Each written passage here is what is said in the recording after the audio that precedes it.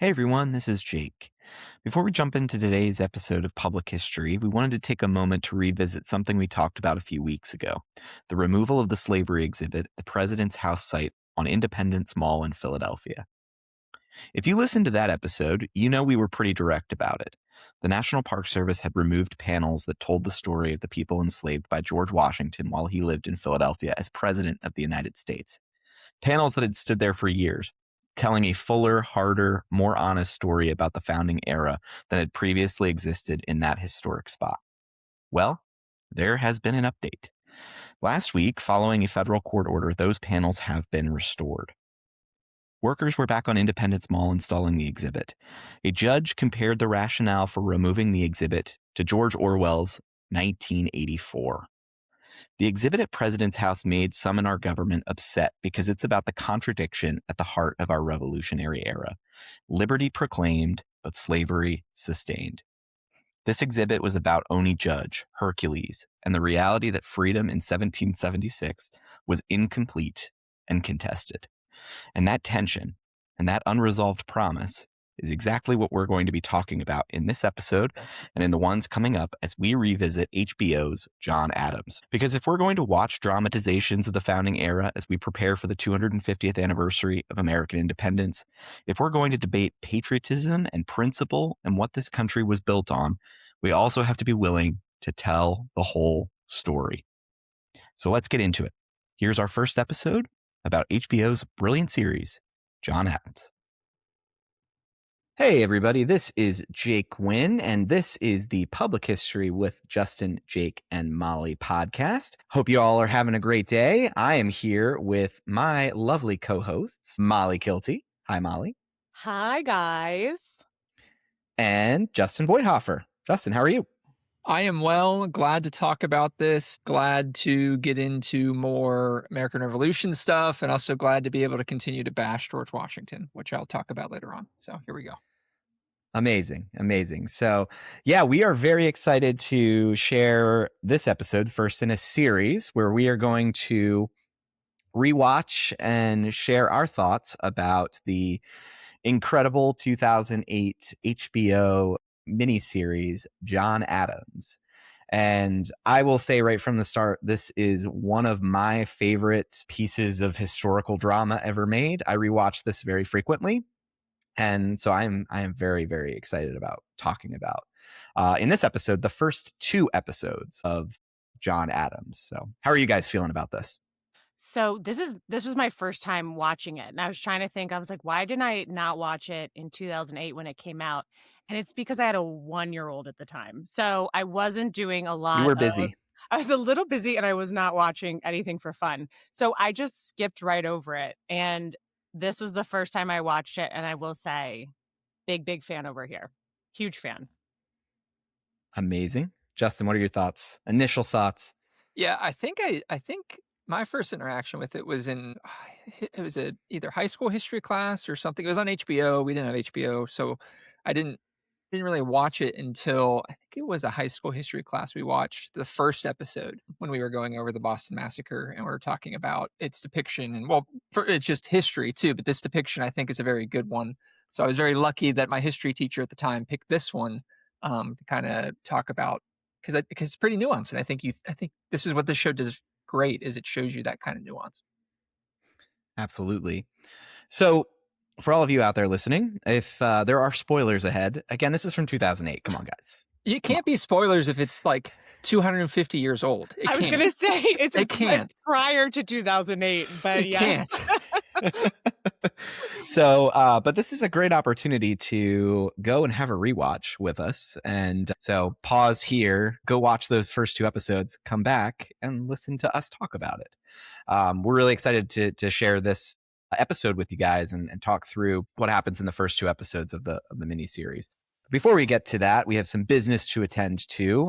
If you are enjoying the Public History podcast, we would love if you could go and, if you haven't already, hit that subscribe button. Make sure you're leaving a rating and a review, and that helps more people to find the show. And we think that you definitely need to let us know what you think about the show so far. We've been having just a blast bringing these episodes to you all, and yeah, we'd just love to hear what you guys think about them. It helps more people to find the show, and yeah, share on social media.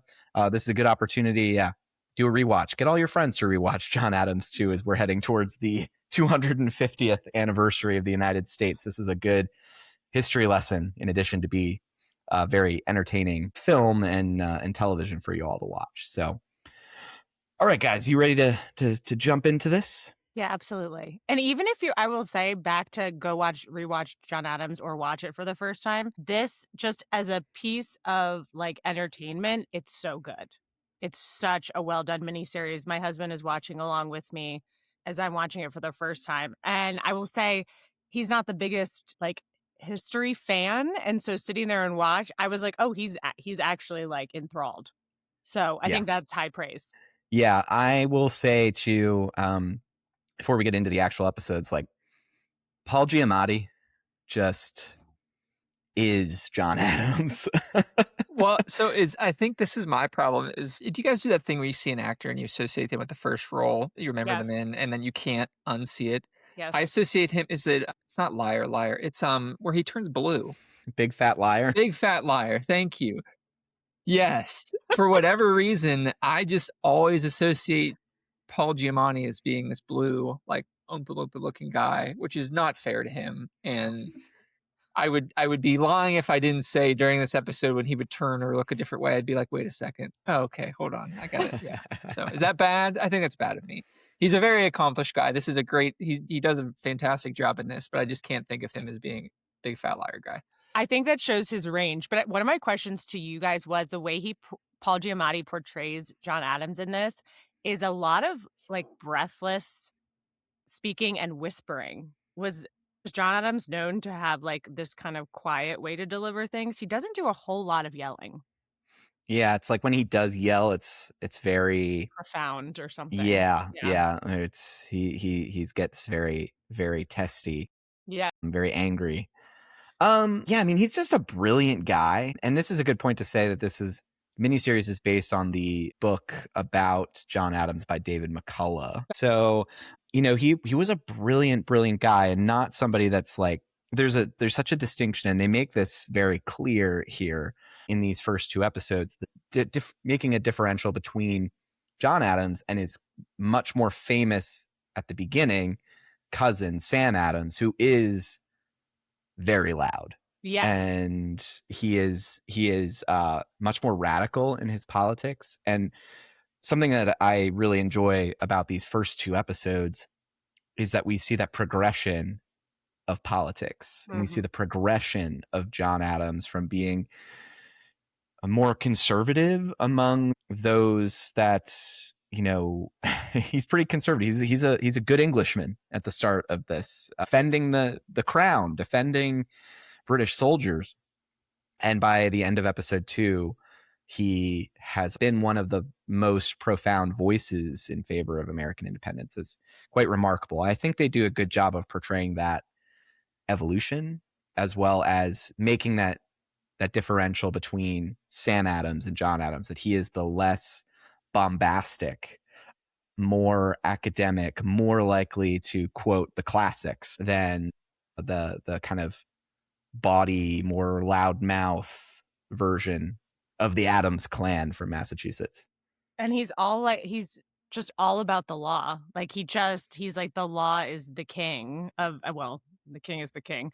Law is the rule of all. And it's very clear, like right away, education and like scholarship is really, it's like what he regards to the highest degree. And you see that as the series progresses too. But Sam Adams was definitely cooler. Straight off the bat, I was like, oh, this dude can fight. Would he be the guy you could have a beer with? You have to drink his beer. That's right. I know, my husband's like, Sam Adams? Like, Sam Adams? I'm like, yes, that's correct. It's just Sam Adams there, like, I don't always drink beer, but when I do, it has my face on it. The most interesting revolutionary. Yes. Okay, so Jake, tell us what the first episode is like about. What is the framing behind it? Yeah, so we open on a very cold, very frozen. They get that right. Like, it's like, is Yes. this Antarctica?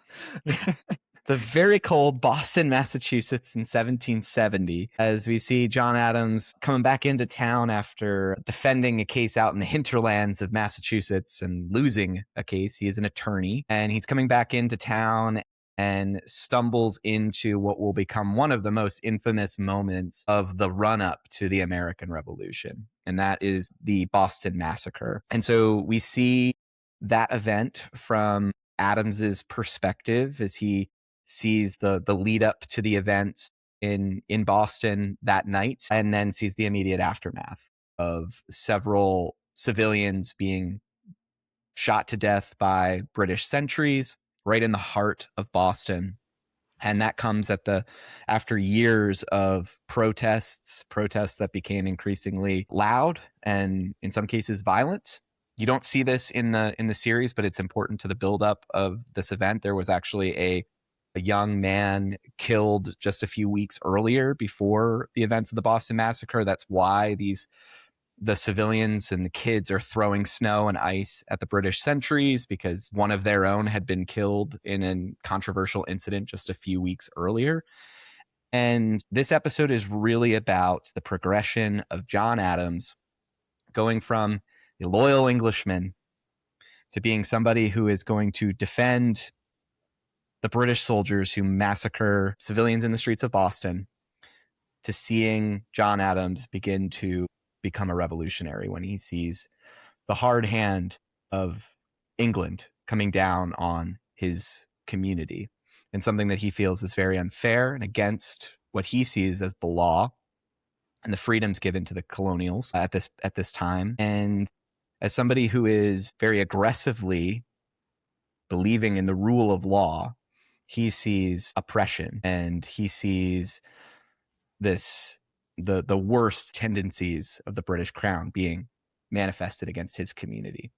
So that's what we see in this episode. It's a legal drama, and it's one that feels quite prescient for our times as well.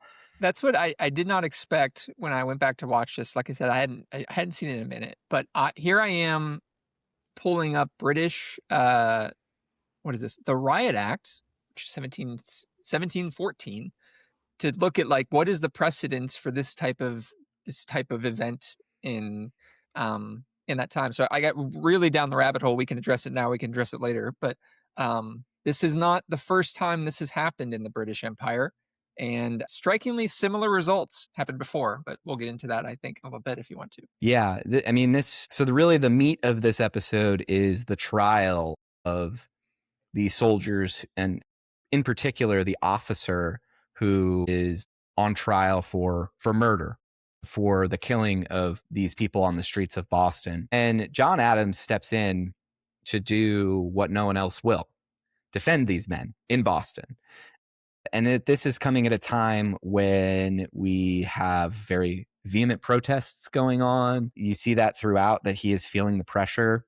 But I was very struck by this, and it's something that again is kind of resonant now, is like he takes up that case out of ambition.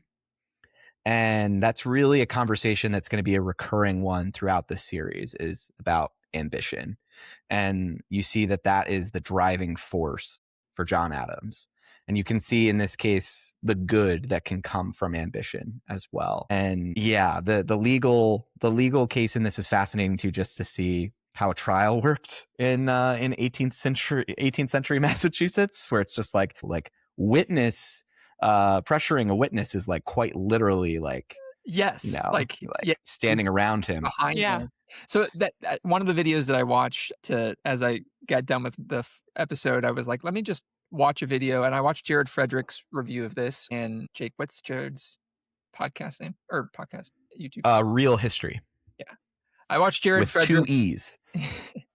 I watched Jared Frederick's video of this on Real History, and he pointed out, or I think the guest he had on pointed out, that this is where we get a lot of our, I guess, courthouse slang, for lack of a better term, to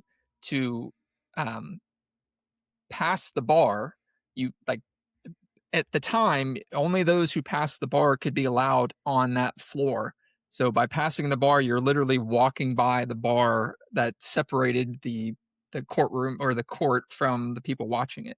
Didn't realize that. Taking the stand, you literally are just standing there and taking the stand and talking about what you see in the witness and stuff. And yeah, I thought it was really interesting. And I also thought it was one thing to think of too is that law is different. This law is not how we would define modern day, I guess, law. British law at the time was very different to what is now. So going into the Riot Act, like I mentioned earlier, it was passed in 1714, and it authorized local authorities to declare any group of 12 or more people to be unlawfully assembled and to order them to disperse or face punitive action. So any 12 or more, the British government had the ability to say, this is an unlawful assembly, you must leave. I know nowadays you can file a petition to protest, you can have lawful assemblies that are much bigger than 12. But at the time, that was one kind of stipulation. And then the other one I thought they talked about too is that, yeah, these guys are just getting like this poor sentry who's just standing there by himself. And I'm not here to take the side of the British. I'm not here to say the British were always right, that I'm going to swear allegiance back to the crown or anything. But I mean, I thought they did a really good job showing the age of that private in the British Army, because they probably weren't older than 18, 19, 20, just getting pelted by rocks. And I thought that was good too, that I shouldn't say pelted by rocks, but you don't see that, right? Like you see him go by it, and then it's left to you to decide during the trial, okay, what actually happened, right? You see the aftermath. You see John Adams run up to the aftermath, but you don't actually see the moment. You hear it. And I think that's a really good kind of thematic choice to not lead the viewer to kind of think about what they were taught in school, or think about the Paul Revere, I guess, sketch of it, which is very slanted and very much propaganda of the time of depicting this thing. So I thought this did a really good job. I thought the Riot Act, here I am, like I said, Googling 18th century British law, because that's what I wanted to do on my day off. So I've been down the rabbit hole today. It's been great. But I should say, before I continue, the kind of tidbit I talked about is actually, so John Wilkes, which I know nothing about John Wilkes. It sounds like he criticized the king. He was not very popular. Well, he was popular over there, but popular because he criticized King George. And it sounds like he actually supports the American colonists. But in 1768, there was the massacre of St. George Fields, in which I think, how many people? 6 or 7 people are killed and 15 are wounded. And basically, no charges were brought up against the British soldiers at the time in London.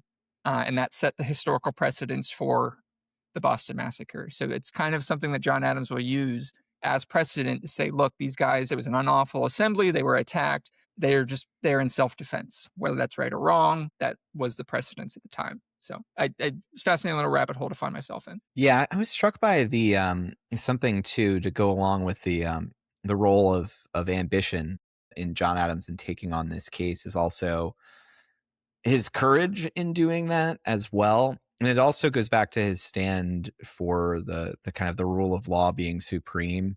And this was the idea that, which will also ultimately help to turn John Adams against the crown and to the side of the Sons of Liberty, is the idea that this is a trial that needed to take place in Boston, that this is something that is a local issue, and that in order to prove the supremacy of law in Massachusetts, that John Adams needed to step up when no one else would, to give these men a fair trial. And that's what's the other side of the ambition, is his principles, that he is standing up for the fact that all men should deserve a trial.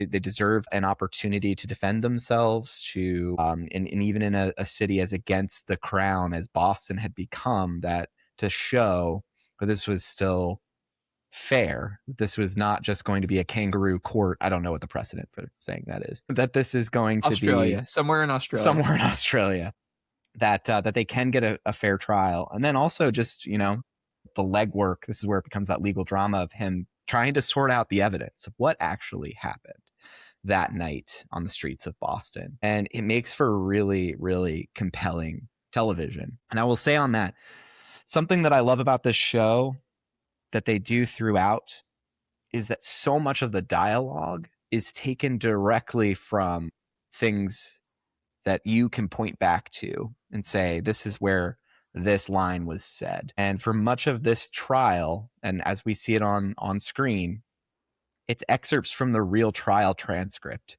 And one of those most famous lines, the lines that gets bandied about even in the 20th and the 21st century, is that line about facts are stubborn things.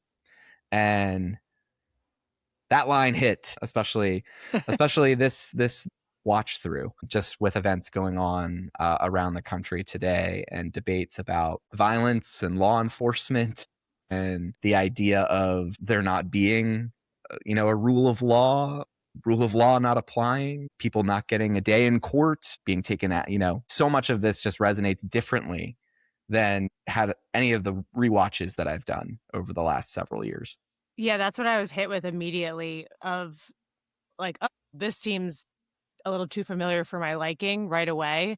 And then like Justin mentioned, the fact that they don't show visually, you can only hear. And John Adams runs out to the actual massacre. So you don't see what happened. And it is a legal drama because you have to get the evidence from each person. I felt one way going in, and then as I was very sympathetic to the British at that point because they do say also that I was writing down lines and I forgot to write down this one, but something like everyone deserves a fair trial or something. He says that to Abigail, and I was like, yeah, that's correct. And I just wrote down too, this is the beginning of the theme of John Adams being extremely unpopular, but like doing what he feels is right, even if he also is doing it because it is going to boost him or get him notoriety in some way. But I wanted you to describe too, because you just started talking about it and I had questions about it. He really does get mad when he finds out that the trial is going to be moved to England. And what was that whole situation going on? Yeah, I mean, so this is something that the situation gets so toxic in Boston that there is this belief that they wouldn't be able to have a fair trial for any member of the British government or doing the British government's work. And this is ultimately when they kind of the acts that are going to come down after all of this and in the immediate lead up to the punitive actions against the people of Boston, the people of Massachusetts. This is one of the things that gets taken away, is that any officer of the British Crown that may be brought up on trial, their court case, the trial will take place in London or somewhere in England, not in Boston. And this is in part why John Adams begins to that radicalization continues, because he's so frustrated. He's like, listen, I just proved to you that you can get a fair trial. I got these guys off for the most part. And Justin, if you want to add your little bit there about some of the what not all of them get off on everything here, but it's something that really does. And this is a theme of this episode that, again, I feel differently about watching this time, is watching the journey of Adams from the British, the loyal Englishman, to joining the side of the Sons of Liberty. And that law, that trial piece, the rule of law being supreme, that's really what pushes him over the edge. So Justin, I'm gonna throw it over to you to talk about just we see in the show that everybody gets off scot-free, and that is not necessarily the case. 2 soldiers were actually found guilty of manslaughter because they did fire into the crowd, whether that was in self-defense or not. They were not guilty of murder, but they were guilty of manslaughter. This was what was weird. This is also a rabbit hole I went down. The convicted soldiers pled benefit of clergy, which I have no idea the legal justification for that, but it basically meant it was a right to a lesser sentence if you were a first-time offender. So I think they would have been killed if they had had some sort of history before. I forget what the charge for manslaughter was, but they reduced their punishment to the branding of the thumb in open court. So literally branding them with a hot iron on their thumb, so they had that mark the rest of their life. And then looking into some research of this too, that also they lost all of their legal right by that happening, which I thought was interesting. So here you are, you have your legal right. You're charged with manslaughter. You now lose that going forward, was the charge that they got. So there were 2 soldiers that were convicted of manslaughter. And I looked at the careers after this. The captain, whose name escapes me for the moment, Thomas Preston. Preston just, I think, gets out of the army and goes back to London. Those 2 soldiers also as well don't have any sort of career after this. I think they just serve the rest of their time and they get out of the army too. So yeah, it was interesting. The show, I don't know why they didn't include that. I mean, they were so good, like you said, Jake, about sticking to the historical record that they were in there. They just go, "All right, everybody's free," and it's like, well, no, not really. Like two were convicted there, so that was just a weird thing for them to drop. But I mean, I guess thematically, it's better that John Adams proves they're innocent. Yeah. Yeah. Molly's shaking her head, yes. Producers are like, let's wrap this up in a nice little bow here. Yeah. Yeah. You imagine just like leaving that scene, leaving that on. Oh, by the way, these two get manslaughter and they get branded as a result. Nah, we And won't the focus on that. viewers are like, wait, what? What? Hold on. Wait, what happened? So that gets to something I don't have in my notes, but did want to just bring up in talking about that in particular. It's just how violent this time period is. I know we've talked about this in previous podcasts about kind of different aspects of as we're commemorating the 250th coming up. But one of those things is, this is a very violent time period. We see a very brutal depiction of tarring and feathering. I think I referenced this on a previous episode. You did. It scarred me. It scarred me again. So, Molly, this is the first time you see it? You've seen it? Yeah, right? It's Oh, it was terrible. gnarly. Although because I did some Google and I saw that tar and feathering back then, it like wasn't black, right? It was like tar from like tree sap or something. It was like brown. Pitch. And it wouldn't necessarily like burn your skin off, right? Am I correct in that? You are correct too, and that's one thing I found out too as I watched this scene again. I was like, okay, let me actually like look into this, and it's Because it's it not was like gnarly. tar today, but I mean, it still could have been hot. I didn't see anything that disproved that it would have looked like this in some instances, but not every instance would have looked like this. Yeah, it was very violent. It was very jarring.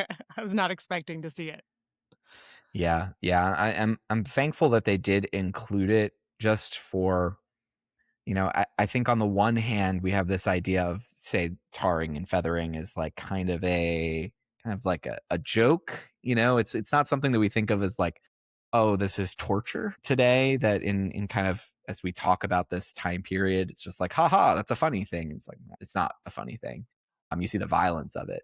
But on the other hand, too, it's just like, this is a violent time period, and this is the revolution is violent. The threat of violence is everywhere. I mean, if you want to extend to go out of the United States, the Revolutionary era, I mean, you think this is violent, just get ready in 20 years for the French Revolution and then read about what goes on over there. And it's like, oh my gosh, like this is wild. Yeah.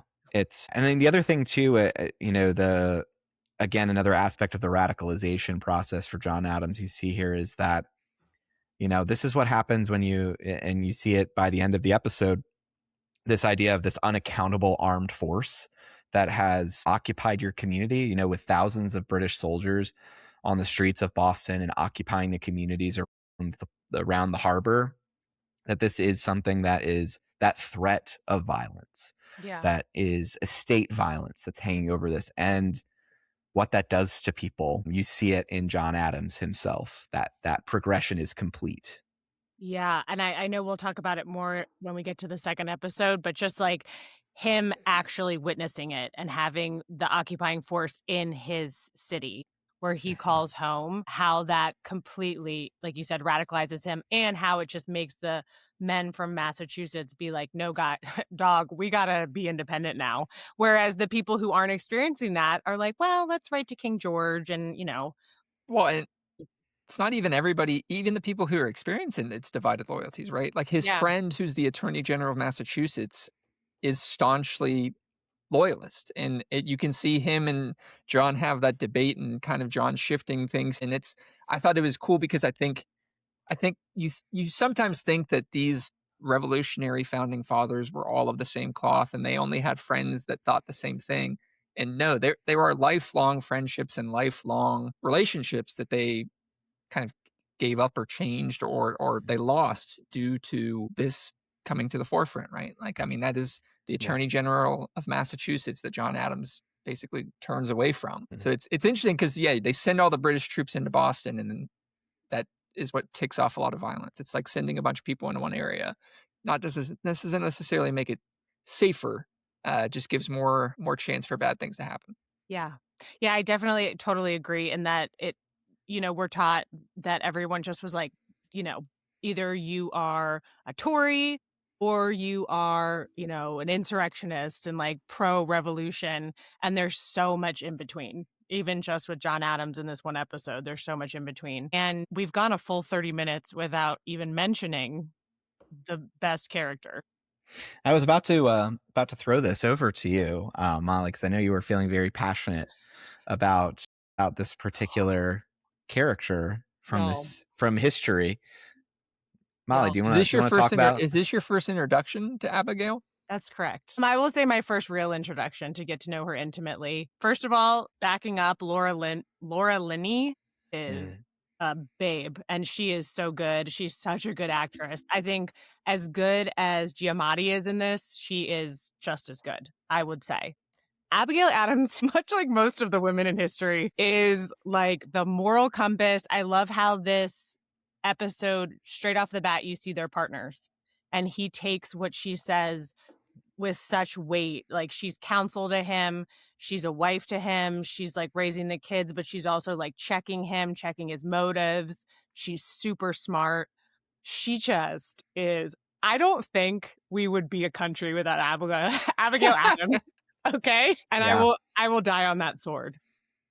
Yeah, we would have been a much better country. She is such a, you look through what she is writing in her letters to John when he's away, and that's one of the. So it's not talked about in all of this because we're going to see later in the show that they spend so much of their life apart from Half each of other. half of their first 14 years of marriage. That's crazy. But for the historical record, this is great because that means because they have this relationship, and for much of it, they're sharing their thoughts.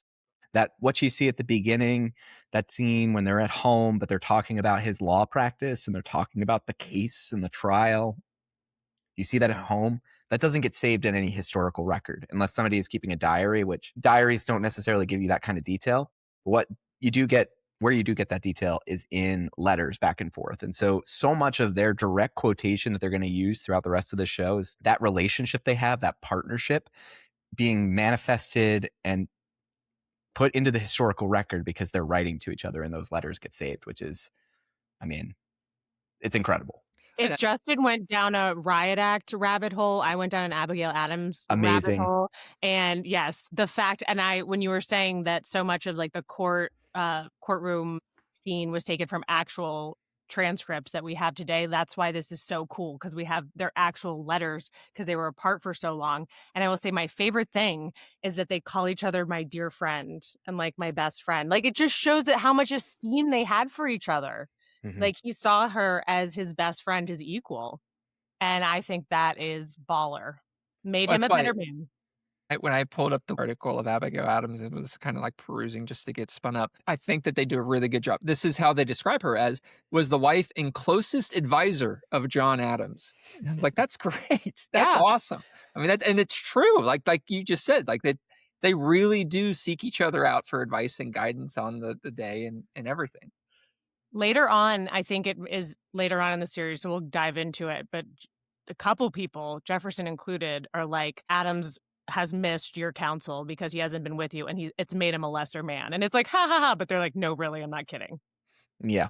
And that's what you see. It's like that kind of one of the lessons to take from John Adams, from the book, which I remember reading shortly after the series aired because I wanted to know more about this story, is just that so often what comes with the ambition is the ego and the vanity. And that's almost something that's like you see, it's one of the early lines in this series is about, Adams is just stacking his arguments with references to the classics, to the great men. Greeks. Yeah. Yeah. And she's just like, bro, Yeah. don't do that. Yeah. And he gets mad because he's like, you think I'm vain? And she's like, yes, you are. And it's just this character trait that is inherent in John Adams, that Abigail acts as a force counteracting that vanity to bring him down to earth, to ground him. And that's what makes him into such an important revolutionary figure, because he he alone would not have been as effective. Even though she's not there, the fact that she's in somewhat easy writing distance makes him a better man and a better politician, because she's very politically astute. And that's why you see later on that the political figures around John Adams are like, this is a remarkable person, Abigail Adams, because she's really kind of she's the force for good in John Adams. That's why I say we would not have a country without Abigail Adams, because what you just said, she is able to communicate with him in a way where he actually listens, and it primes him to, even though he has so much ego. That's one of my notes of this theme of like, no, this revolution did not happen alone. It wasn't just one great man or two great men. It was like Adams couldn't write as well as Jefferson. And so he goes, and he brings him in. He was a great orator, but he was a really terrible diplomat. And like, he was a great thinker, but all these things. So having Abigail Adams and have her come in and give him counsel and him actually take it primes him to go in and pull these other people in and listen to them. And because he does that, all of these great things happen. If he tried to do it alone, boy would be kicked out of every establishment. He was not a likable guy. Absolutely. Yeah, okay. He becomes even more unlikable as we go along. I was going to say, Justin, this is a George Washington was terrible podcast, but also an Abigail Adams was the best podcast now. Okay. Well, can we talk about my biggest critique of George Washington here? I don't know if it's in an episode. I think it's in episode 2. Yeah, it has to be in episode 2. Is he shows up to the Continental Congress in a full military uniform and is like, oh, you want me to lead the army? My stars. How would you ever think to pick me? George, what are you doing? Because I'm here in my general outfit. I'm just in my uniform. I just so happen to be here. Oh, wild that you would pick me. And he does. And once again, I'll give, like, he also, which this is, I don't know if this is a dig on him or a thing that he also is like, I'm not qualified for this. And yet they give it to him anyway. So either he's right about that.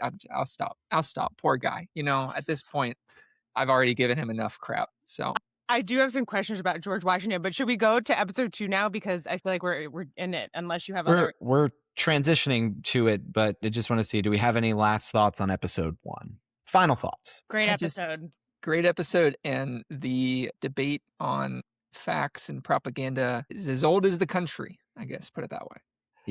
Yeah, it's again, I've said this before, we talk about unprecedented times. Most of the time things do have a precedent if you look hard enough. And this is one of those cases where John Adams has brought this, the miniseries has brought this to life for us to see an example from history, and one that is portrayed for the most part very, very accurately for us to be able to examine and for the general public to be able to engage with. So if you've watched episode 1, I hope that you've had a experience much like us where it feels a little on the nose, something that happened in 1770, but here we are.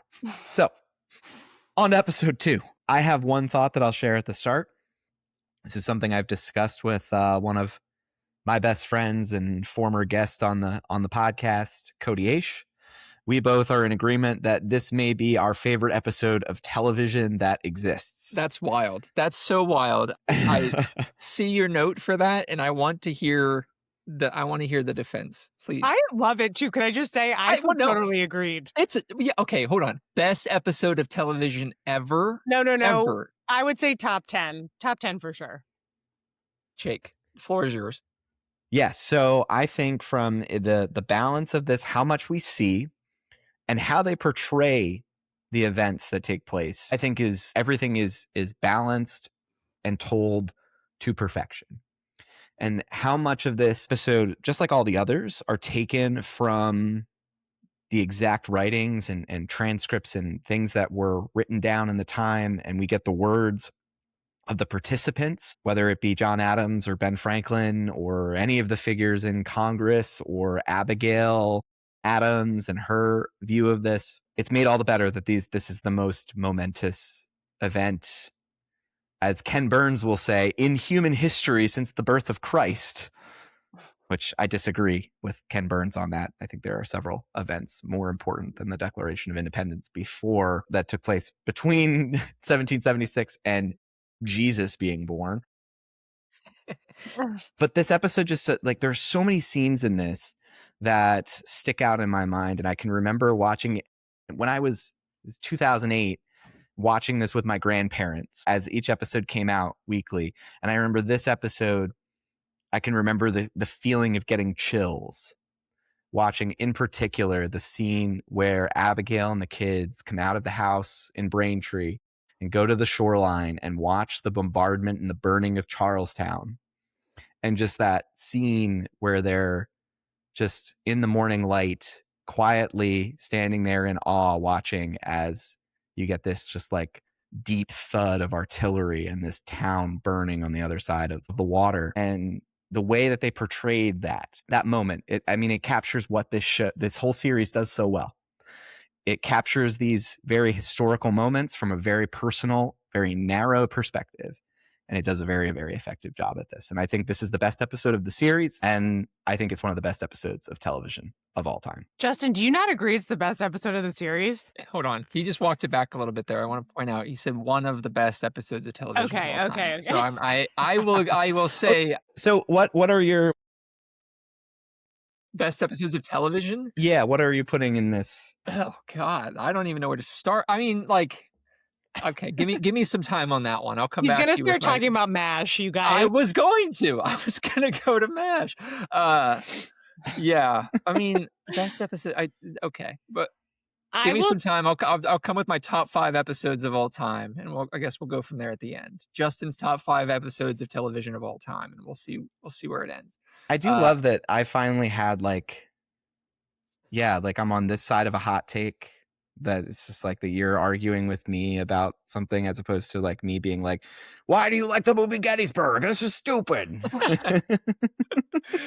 I like being on this side of it. Yeah. Well, it's a bold statement. I don't want to make it sound like I hate the episode. It's a fantastic episode of like you said. I mean, like you see the debates in the room, you see the disunion of the Continental Congress, right? Like you don't remember, or at least sometimes you don't realize that it was not harmonious and it was not unified at all.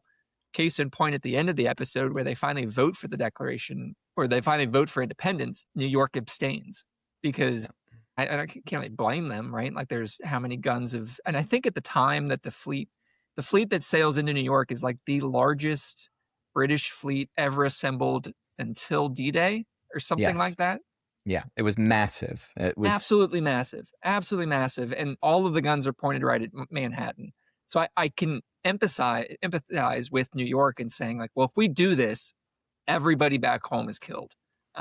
So I get it for the abstention, but even then you see, I mean, it's always South Carolina. Like, why is it always South Carolina? Like they're it's always them at the end of the day. And I don't know. Wasn't it Pennsylvania this time? Well, Pennsylvania too, but South Carolina is also one of the and it back before we talked about this before, like that side or the southern colonies have a much bigger interest in seaborne trade and have more on the table, I think, than, well, that's wrong for me to say. I'm going to retract that statement, not say it. But anyway, it's always South Carolina. It's the issue. So we have neglected to do kind of a brief run through of the episode. So just a brief synopsis. We were just so eager because it's such a good episode of television that we just wanted to dive right into it. So this episode is the episode where we see the run up to the Declaration of Independence. This is the shortest time frame of any of the episodes in the series. It covers just about a little over a year's time. From when we get Lexington and Concord, we see the fighting there. We see the Adams family perspective of the battle, the aftermath of the Battle of Concord. And we see as well the Continental Congress. We see Adams away. We see the negotiations that are going on in the Continental Congress in Philadelphia about how to share these grievances with the king, and debates that are going to gradually leaning towards independence as more violence takes place, with we've already mentioned kind of the lead up to the Battle of Bunker Hill. We see the aftermath of that as well. And so you see that kind of split screen throughout this episode where you see the events happening in Massachusetts through the eyes of Abigail Adams. And then you see the impact of those events in politics in Philadelphia with the Continental Congress. And that's kind of the duality of this episode is those two perspectives. And they're very intertwined. And Abigail Adams plays a big part in that story of sharing her perspectives with her husband, who then takes that, translates that into political rhetoric and does so very, very successfully. We see Adams now the radical. He is one of the more radical figures in Congress. And he may not be one of the most radical men from Massachusetts, but he is their voice. He's the voice of Massachusetts, and he is a voice saying that they need to fight, that this needs to become a war, and that we need George Washington to come and lead the Continental Army to victory. And so we see that run up to the Declaration of Independence in this episode. It's a very political episode. We get to see all of these different forces that are pressing down on the colonies, from military action to talks about trade to, cohesion of the colonies themselves.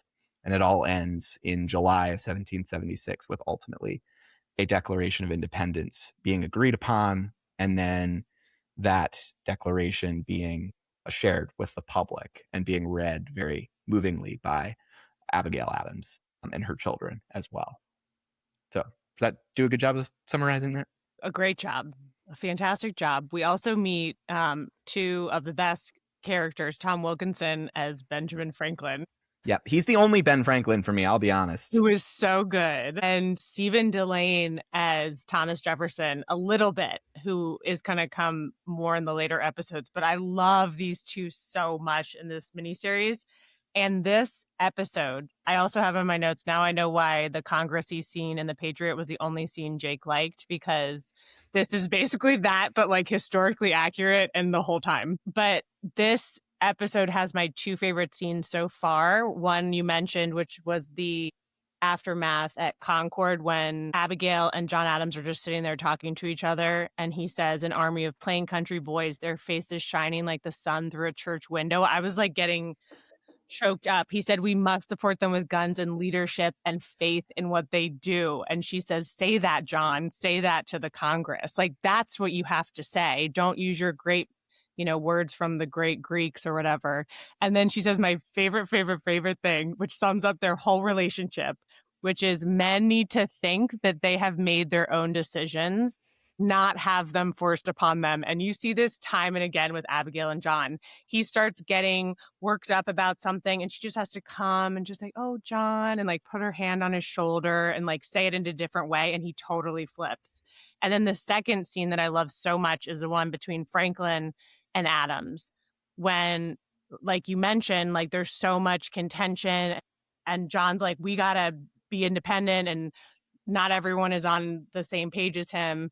And Franklin's like, dog, you get more flies with honey. Like, chill with calling people out in public. You're only making enemies and you're making yourself feel better because you're up on your high horse, but you are not doing anything for the cause. And that just, it's a big theme throughout this series of Adam's lack of diplomacy and how that kind of bites him a lot of times. And I love Franklin coming in and just being like, yeah, I agree with you, but like, we're going to just hold up and like, we're going to have to do this a different way. This episode is really, really good. I will say. I agree. I love that she brought up Benjamin Franklin. My favorite part of this, and every time I watch it, it makes me laugh more and more. And it's like they tried to get every Ben Franklin-ism that they possibly could stacked into this episode. It's like we get the fish and the guests bit. We get the I'm extremely moderate. I believe that anybody who is not moderate should be castrated. That is the best. It's such a good line. And then he's just like, and we should send those castrated testicles to England because give them the stones. And I'm just like, oh my gosh, what? This guy. This guy. But yeah, I mean, so much of what he brings to the table, I mean, it's just like, yeah, what you see about the diplomat in Ben Franklin. And we don't get a lot of backstory of Franklin in this. I mean, I think for most people, you don't need the backstory because he's Ben Franklin. Like we see a lot of that in this show where they talk about his science. Franklin is truly a diplomat. I mean, he is a representative for the colonies in England. He's lived in England. He's traveled widely. He's seen the world, and he brings that perspective. And I think that kind of a current that runs through this is just throughout this whole series is the narrowness of, you hear about the narrowness of Massachusetts men later in this series. And the difference between, John Adams and Ben Franklin and what they've seen of the world is the gulf between them is so vast. And from all of those lessons that Franklin has experienced and been laughed out of Parliament, essentially, had his journey to the revolution comes from very personal reasons of feeling grievance towards England and towards the crown. And yet he brings this, like, all of this knowledge and nuance. And he's like, this is how you influence men. Children, watch how this works. And it's brilliant to see that.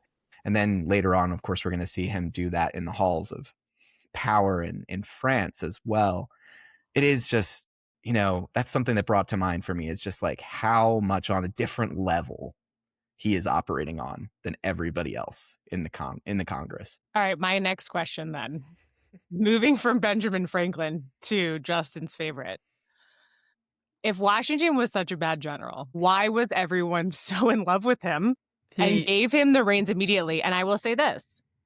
They talk about how he's tall and they talk about how he's a natural leader. So I got that. The other thing that happens in this episode, and I want to know if it's true, is he really was like, everything was happening in Boston. Young men were losing their lives. He was like, I'm going to put up my own money. I'm going to go up there. And he was wearing the black armband for the people of Boston, which was very not how everyone else was operating. Everyone else was like, I'm a Virginia man. I care about Virginia. Or I'm a Pennsylvania man. So I can see how they were like, hey, you're going to lead us, because he was a stand-up dude. But you have been telling me our entire friendship that he was an idiot. So explain yourself. Idiot's a strong word. He is the most experienced soldier in North America at the time. So he is the logical choice. I just think the whole, like, I don't know, who shows up? That uniform, it wasn't even blue. Like, we look at it and we're like, oh, the Continental Army, yeah, they wore blue. That wasn't a thing yet. He just invented it. And he's like, I'm going to show up to Philadelphia and wear my uniform because hopefully they give me a job. Anyway, I digress. Those were the stones that Franklin was talking about. He had them. Yes. Yeah. I mean, it honestly, no, but I mean, so yeah, Washington is he is the argument to be made. He's the most experienced guy, most experienced military leader in North America at the time. And he does do a lot of really good things when he gets to Boston. First thing is he's like, we need to figure out what the heck this mob is. We need to try to figure them out, how to organize them. And if you remember, they kind of showed in the show, you don't see any, well, I guess you see Henry Knox and some quote unquote Continentals at that point, right? Until then, it was just a bunch of militia. And I think I've talked about enough of militia here. While it's great, they answer the bell, they don't stay. So I think John Adams talks about it. He's like, you had 25,000 here. What happened? And Washington's like, they all went home. I have no power to keep them here. So he kind of does a really good job of organizing when they get to Boston, of saying, hey, look, like, we need to institute some sort of discipline or something, because right now this is just a rabble. And while it's great they won, quote unquote, won at Lexington and Concord, they really didn't. I mean, they just forced the British to turn around and they just harassed them the whole way home. At Bunker Hill, they do a really good job at stemming off the British advance, but then they also get overrun and they end up ceding ground. But they kind of stop and hold up the British in Boston, and it kind of keeps them in there. So Washington does a good job when he gets there and he organizes things, and he is the foremost leader in North America at the time, or in the colonies at the time, to take over a command like this, even though he's not qualified for it, which he also admits, right? I think I've said this, I think I'm on the record. We do not become a country without George Washington, and yet I can just bash him at being an awful, awful military mind. But that's where I'll stop. Or Abigail Adams. Actually, yeah, it's more Abigail than George. Put it that way. And I liked the scene between her and George Washington too when they talk about the letters. She's like, I need to get these letters to my husband, and he was like, I'll get them. Don't worry, I'll curry them for you, because he was like, he knew that he needed the correspondence with Abigail.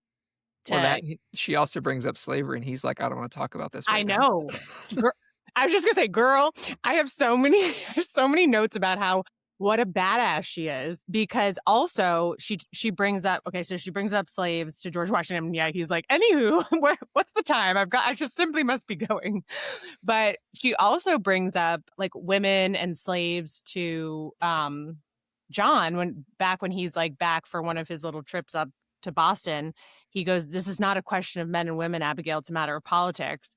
And she's like, politics is women and slaves and everything. The decisions you guys are making right now in the Continental Congress, what do you think happens when I go to the cupboard and I can't get any food? That's politics. Like, it's such a good freaking moment.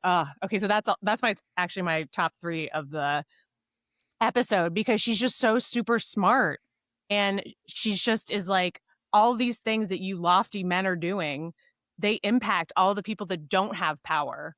And I think she's the best human I know. And I'm naming my future children that I'm not having anymore Abigail, I've decided. Thoughts?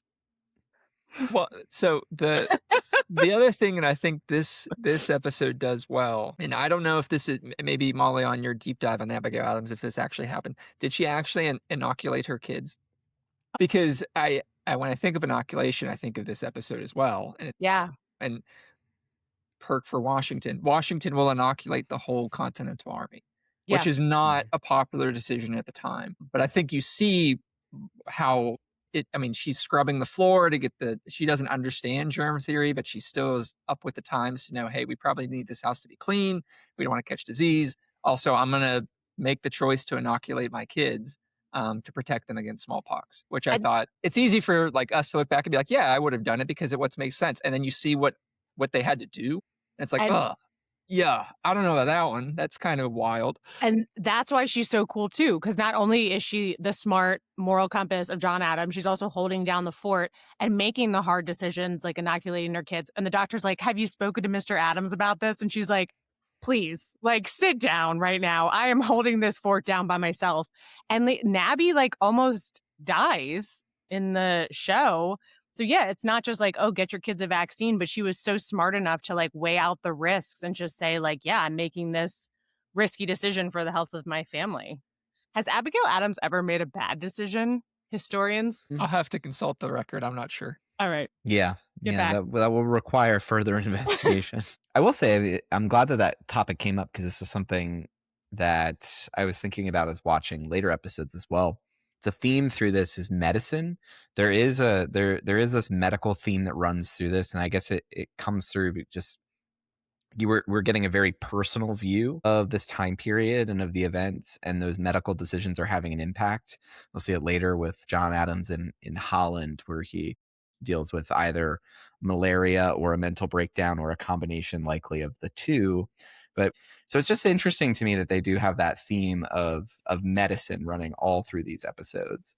And I think it's in part because we see that very personal side of this, that we see the medical decisions that they're going to be making, just like with inoculation, which was very ahead of its time and something that's going to be very controversial again in the 19th century and the 20th century.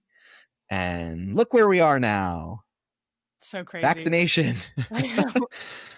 So, yeah. Precedent. Unprecedented or precedented. Abigail was pro-vax, so I know she's always been on the right side. Pro-vax.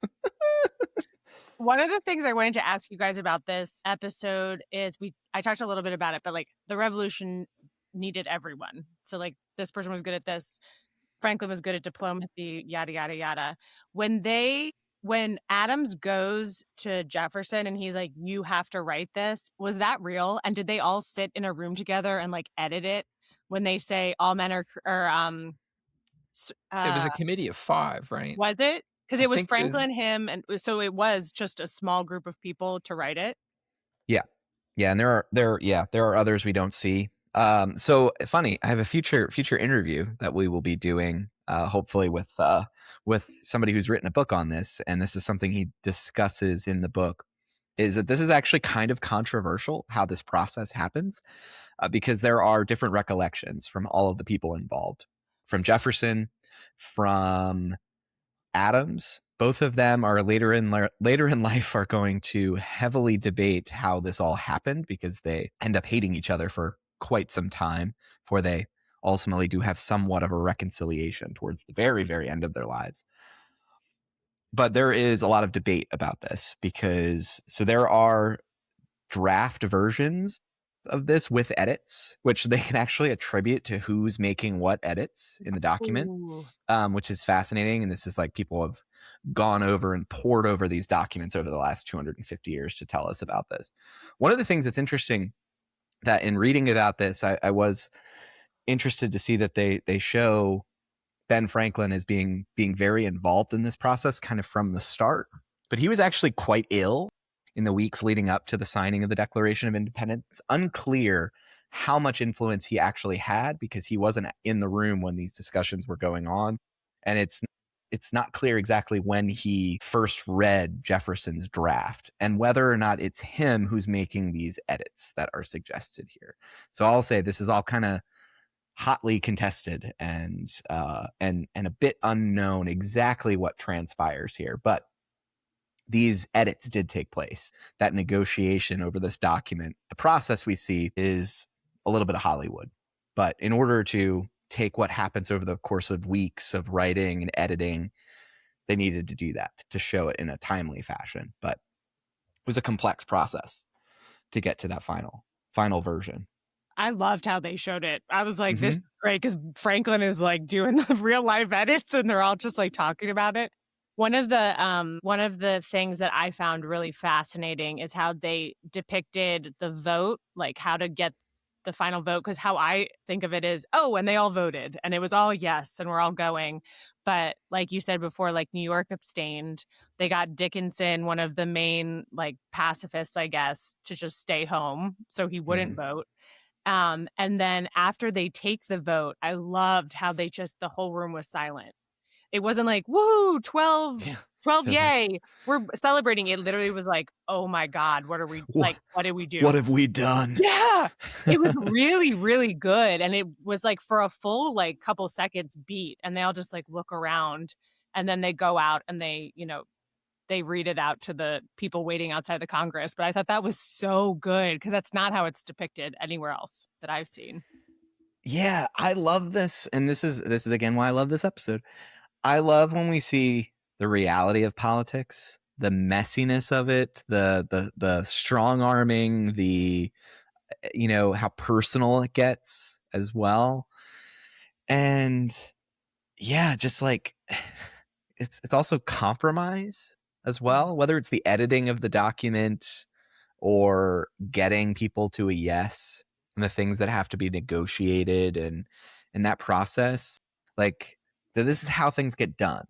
It may not be pretty, but this is how things happen. And this is why I love the movie Lincoln as well. You see that process of passing the 13th Amendment to the Constitution. It's very similar. The influencing and the strong arming and the negotiation process that goes on. I really enjoy how they portrayed this. And there is a line in there that is a quote from John Adams. That idea that 13 clocks have to strike as one, the idea that in order for this to truly be effective, it needs to be unanimous. And in order to get to that unanimity, they have to make some tough choices, and also have to get some people out of the way. And I love the Dickinson character, the John Dickinson character in this. Somebody who really, really was strongly against this decision.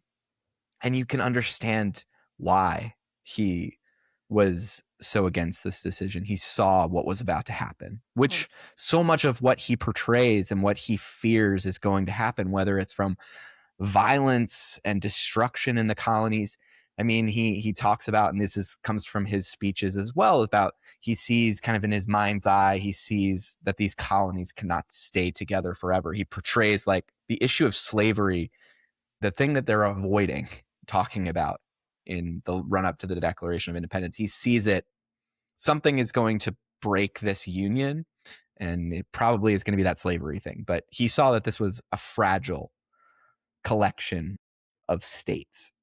And yeah, that line about a skiff made of paper, it's just such a perfect line, and something he did deliver. And I'm just like, it's so good, because it's just like he's right. He's saying they're sending this bomb of a declaration out, and what is it but a piece of paper? Are they gonna actually be able to live up to it? Pissed off New Englanders encamping in Boston at the moment, right? Like Yep. they're building the plane as they fly it. Which is, the whole time I was watching it, I mean, I think there are also bigger things other than the birth of Jesus, but like I just was in awe of like it really was brave because Adams, the episode before, and I know it wasn't just like a small time, but like was not for independence. And then to get him to this point where he makes that one speech that everyone just starts banging their canes, because he finally is just like, not only do I think we can do this, but like we have to do this. We have to become an independent nation. And he kind of changes hearts and minds in that moment. It's like so scary. That's why I totally understood Dickinson the whole time of like, we don't want to do this. I don't want to cause bloodshed of these people that are living over here. It's terrifying to go out and just say like, we are going to declare ourselves an independent country, which is why when they do it, they're just like, like, what do we do now? It's I don't so know. good. It's so I good. don't know why I just thought about it either, but they should have just pulled the Michael Scott and just yelled out that, I declare. independence, and then that's it. That's all they say. It's like, what do you mean, Michael? It's like, don't worry about it. I had The Office also. When we get to episode 3, I had The Office on my mind too, with just how bad Adams is and how Franklin is trying to be like, keep it cool when they're in France. I had The Office on my mind for I'll tie up some of the sense. So the Committee of Five, John Adams, Thomas Jefferson, Benjamin Franklin, Roger Sherman, and Robert Livingston are the 5 people who are accredited with writing the Declaration of Independence. And then they kind of talked about it during the show, and I did not know this was a thing until watching this episode, is Jefferson did write in one of the drafts of the Declaration of Independence a pretty scathing critique of slavery. Yeah. That is taken out. Yeah, and he blames it on King George III, blames which I everything think, on King. yeah, it's just like, we're just gonna slide this in here, and just slavery, this moral abomination that we all mostly agree is not good for the country, but it's like, we're just gonna whitewash that. We're just gonna push that right through. We're gonna tie it up in a nice little bow and deliver it in the Declaration of Independence. And wasn't it Franklin, when they were in that room, they were like, you got to keep it in because the Southerners are not going to sign this, basically. You got to take it out, you mean? I mean, keep it. Yeah, take it out. Take it out. Yeah. Well, and it's in keep direct slavery in America, unfortunately, is what I meant. Well, it's in direct response too. So being in the moment. So I think we talked about this during the Patriot episode, was the 1775 proclamation of Lord Dunmore, who's the governor of Virginia, basically saying any enslaved person who rises up can get their freedom. Jefferson will write that he, quote, exciting those very people to rise in arms against us and to purchase that liberty of which he has deprived them by murdering the people on whom he also obtruded them, thus paying off former crimes committed against the liberties of one people with crimes which he urges them to commit against the lives of another. So he's writing that in direct response to Dunmore's proclamation, which was published a year before, right? So it's a very interesting kind of thing that Jefferson will write. I had no idea this was a thing. So this has been it was the British, Riot Act, and then also being like, wait, Jefferson actually said that? Which I don't know, not a Jefferson guy. Yeah. I mean, he's also the guy that's like later is going to write slavery is like holding a wolf by the ears. He knows it's a moral abomination, and yet he's going to, enslave hundreds of people. All right, guys. So we've talked quite a bit about episode 1 and episode 2. Final thoughts on the second episode, my favorite of all time. I'll let Molly go first. It was a fantastic episode. Abigail really shines. You see, like you said, you see her actually living the realities of war back at home with the children while giving her husband some great counsel in letters. And then I loved the theme that's going to continue on of politics and diplomacy versus bulldozing your way into a new republic. So I say both of these episodes are really, really great. I'm excited to talk about the rest, but episode 2 is my favorite so far. Justin? I, once again, want to put it out there. Fantastic episode of television. Fantastic episode.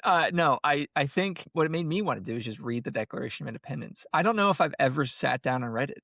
I just, you read the first couple sentences of it and you're like, okay, yeah, whatever. But actually reading through the whole document is something that I had never done before. As somebody who did that in recent months, it hits. Oh, It hits hard. It hits. Yeah.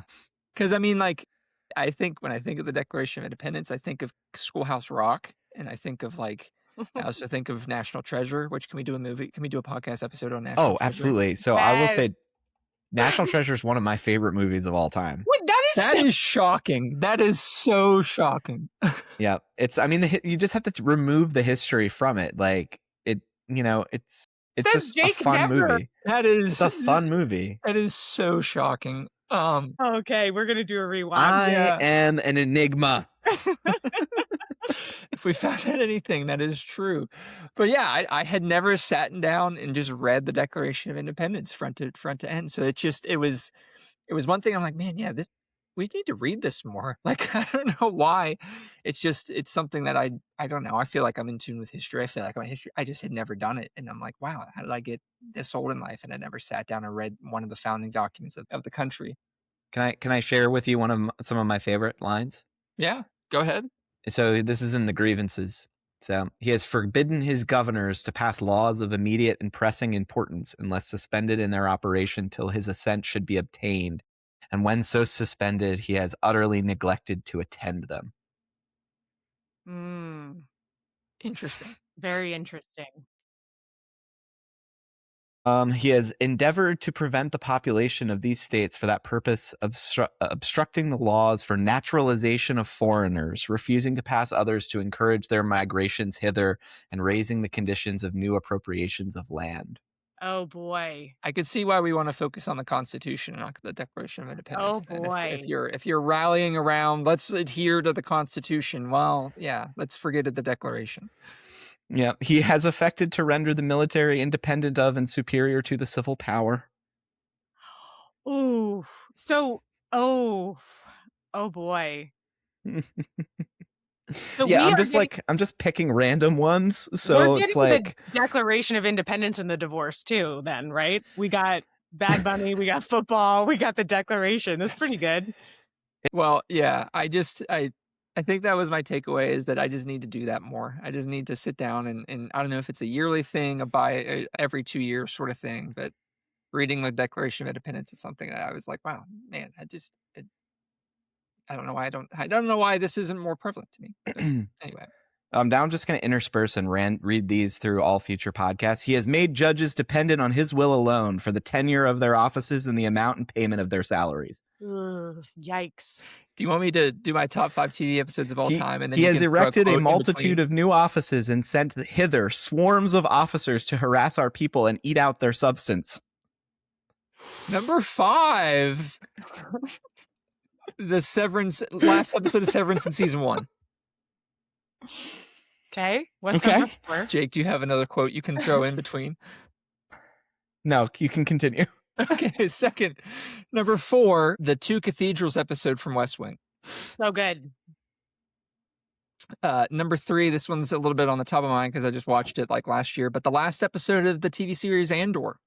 Oh, so good. Yep. Fantastic. I got more. For protecting them by a mock trial from punishment for any murders which they should commit on the inhabitants of these states. For cutting off our trade with all parts of the world. Number 2. For imposing taxes on us without our consent. Number 2, the Why We Fight episode from Band of Brothers. Oh my gosh, so good. Number 8, is that number 8? That was number 2. Number No, 1. I mean, like, number 8 of the series. Oh, of the series? I Yeah, think it is. I think it you're is. Okay, 9. keep going, Yeah. keep going. And then number 1, best TV episode of all time, the MASH Goodbye Henry episode. Not the finale, the Goodbye Henry episode. Not the If you finale, know, guys. if you know, you know. That's all I'm gonna say. That's all I've I'm gonna never say. seen your 1 or your 5, but I agree with all the rest. That was fun. Yep. And I'll leave us with one Next episode, more. I'm gonna do my top 5, okay? Okay, go I'll ahead, leave Jake. us You with can only one do more it if grievance. if Jake keeps throwing grievances from the Declaration of Independence in between them. Okay. For transporting us beyond seas to be tried for pretended offenses. Ooh, it's giving CCOT. Yep. So I'll just say, like, there's a reason that, you know, there won't be any readings of the Declaration of Independence at any events later this year, even though there is a copy attached to the wall of the Oval Office. No one has actually read it. I love how you laugh as you're like, there will be no Declaration of Independence.